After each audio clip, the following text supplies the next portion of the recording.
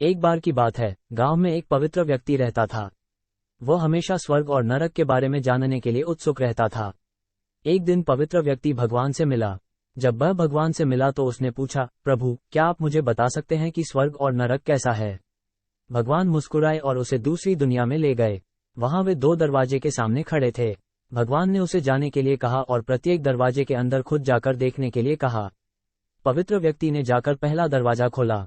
वहां उसने एक बड़ी गोल मेज देखी जिसके चारों ओर लोग बैठे थे।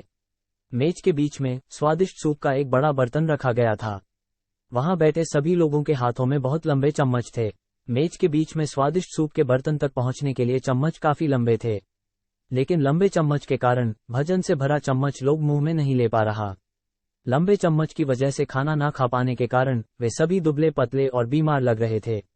वहां के लोग बहुत दुखी थे। वहां पीड़ित लोगों के दुख को देखकर पवित्र व्यक्ति कांप उठे।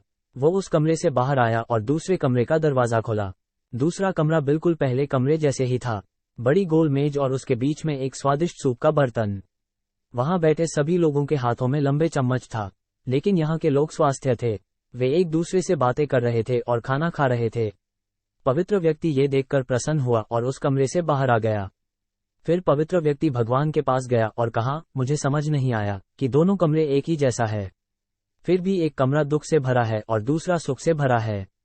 भगवान ने उसे समझाया, आपने देखा कि लंबे चम्मच दूसरे को खिलाने के लिए ठीक ठाक है, लेकिन खुद को खिलाने के लिए ठीक नहीं है। आप जिस कमरे में पहले गए थे वह नरक था। वहां के लोग लालची है और केवल अपने बारे में सोचते हैं, दूसरे की मदद नहीं करना चाहते हैं, जिसके कारण वे अपना पेट नहीं भर पा रहे हैं और दुख झेल रहे हैं। और दूसरा कमरा स्वर्ग था। यह उन लोगों से भरा है जो एक दूसरे की परवाह करते हैं और प्यार करते हैं, एक दूसरे को उन लंबे चम्मच से खिलाते हैं जिससे वे स्वस्थ और सुखी रहते हैं। शिक्षा, यदि हम एक दूसरे का समर्थन और देखभाल करें तो हम अपने जीवन को स्वर्ग बना सकते हैं और खुशी से जी सकते हैं।